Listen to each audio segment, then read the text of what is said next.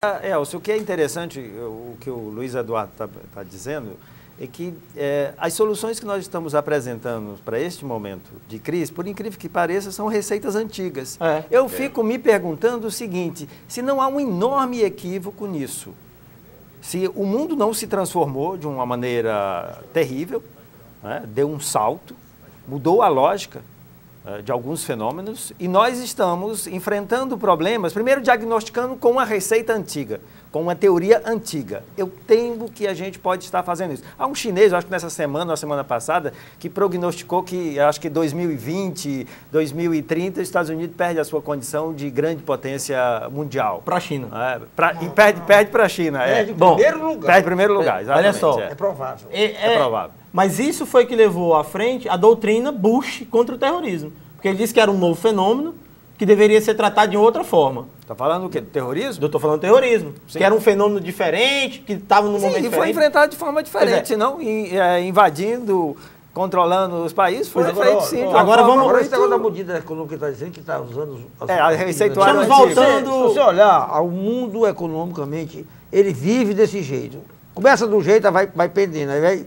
Se torna liberal demais, aí exagera, aí você tem que ser intervencionista demais, aí exagera pro lado de cá, aí depois vai voltar de novo, fica esse pêndulo. Historicamente, se você vai ficar, faz 1000 anos já está falando de guerra no Iraque, para ficar no poder em Israel, vale tudo, inclusive fazer uma guerra.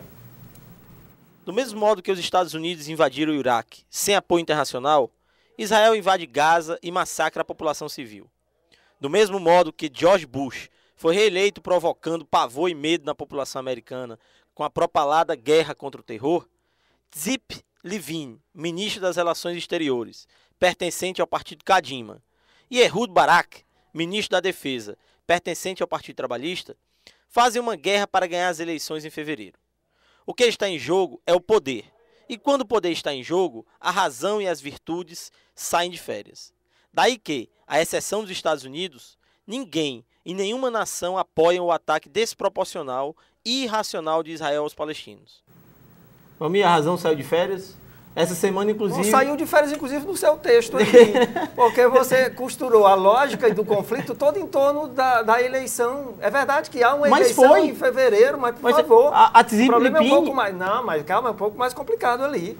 Você acredita nisso mesmo, amigo? Sinceramente. Ele é a favor da guerra. Não, sou favorável sim. Eu acho que o Hamas, por exemplo, é um perigo. Vai matar você tem que fazer uma ofensiva radical contra esse grupo. Por quê, rapaz? Porque é um grupo terrorista que não aceita que exista um Estado de Israel. Fatal, ao contrário, reconhece a existência do Estado de Israel. Sabe o que é você ter do seu vizinho alguém jogando bombinhas no seu quintal? Então, portanto, é uma questão complicada, não é só... Claro, se você me perguntar, a causa imediata ou uma motivação imediata, certamente a proximidade com as eleições e a possibilidade da ultradireita ganhar Benjamin Netanyahu estava na frente. Sim. Claro, sim. Portanto, há uma motivação imediata, mas a questão é um pouco mais complicada, que se trata ali de, primeiro, impedir o avanço do Irã naquela região. Irã? O Irã está vinculado a Hamas? Claro que está. Tu acha que o Irã é vinculado a quem? Hamas e o Hezbollah. Tu acha que esses grupos florescem assim e obtêm aquele armamento assim, desce como chuva? César, o Valmir está exagerando nessa defesa de um Estado terrorista lá de Israel que não massacra civis, só crianças, são mais de 300. Deixa de sentimentalismo, ali trata-se de uma guerra de proteção de uma população. Está preocupado com o Guantanamo. Você concorda com isso? Não, eu acho que o Valmir realmente está exagerando. Eu acho que, Valmir, é interessante que a gente possa discutir um pouco esses casos. Nós temos uma leitura um pouco comum, né? Uma leitura comum, que é, não tem artista e bandido ali naquele momento, né? Porque, por exemplo, existia toda essa discussão sobre essas bombas jogadas, bombinhas, mas são bombas, né, pelos Hamas. Mas existe também essa discussão sobre o processo eleitoral, existe uma negação da eleição do Hamas, né, em 2006, né? Foi 2006, né? Foi, 2006. 2006. Não há contestação, não. Os caras foram eleitos. Existe, na medida em que não ficou quieto lá. Esse momento lá não foi o momento quieto. Então, de certa forma, existe também outro dado, uma disputa entre Estados. Você fala da questão da negação do Estado de Israel, mas existe também a negação do Estado palestino. Então, Então, nesse sentido, eu acho que a gente teria que complexificar um pouco mais essa discussão. Você tem que ser colocada a questão da presença dessa luta por 2 estados, existe a discussão sobre um processo eleitoral e existe, de certa forma, um terrorismo de ambas as partes, porque do mesmo jeito que existe realmente essas coisas, eu sou contra qualquer plano de violência aí nesse sentido, mas existe, por exemplo, essa guerra é uma das guerras mais sujas que eu presenciei, no sentido mesmo com curta, mas, por exemplo, ela hoje eu estava lendo um documento, ele aponta, por exemplo, o que é que ele está atingindo? Ele está atingindo escolas, ele está atingindo hospitais e está atingindo o setor da imprensa. Não, e a imprensa está proibida de registrar. Então é muito complexo uma guerra com curta duração, 20 dias, né, parece, e já ocorreu tudo isso contra todos os direitos humanos. Dudu, para finalizar, fecha aí Iraque e Palestina.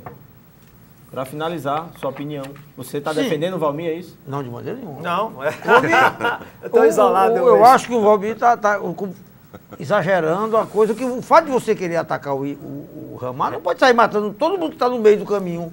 Quer dizer, então pelo menos tem a pontaria e acesso do alvo corretamente, né? Luiz Eduardo, os caras... Então o problema é de pontaria? Disparam foguetes. Eu acho que tem que discutir. Os caras disparam foguetes dentro de um hospital. Você quer, então, que a polícia vá lá e retire esses caras e diz, olha, cretinos, apontem o míssil de vocês, o foguete de vocês num campo aberto. Mas então, a questão que o César colocou muito bem, peraí, eu acho que ali tem que ser discutido. Uma coisa que é impressionante é isso. Se fosse qualquer país do mundo que estivesse fazendo isso, já tinha força da ONU lá dentro. E ninguém discute que eles têm direito de autodefesa. Eu vi uma tese agora que é o direito de autodefesa. Quer dizer, então, se todo mundo tiver o mesmo nosso direito presidente defende muito. Pois é, se todo mundo tivesse esse direito, o mundo não seria o que é hoje. Então Dudu, tem que ter juízo nessa avaliação. É o seguinte, a gente vai para o intervalo. Como o Bush está se despedindo, a gente colheu aqui os bushismos. E o Valmir está sorridente, que ele adora isso aqui. Olha, em 17 de setembro de 2004, o Bush disse o seguinte: você sabe, uma das partes mais difíceis do meu trabalho é conectar o Iraque à guerra ao terrorismo. Bom, com isso a gente vai ao intervalo com imagens do filme O Curioso Caso de Benjamin Button, que estreou essa semana em Fortaleza. Ele é dirigido por David Fincher e estrelado por Brad Pitt e Cate Blanchett.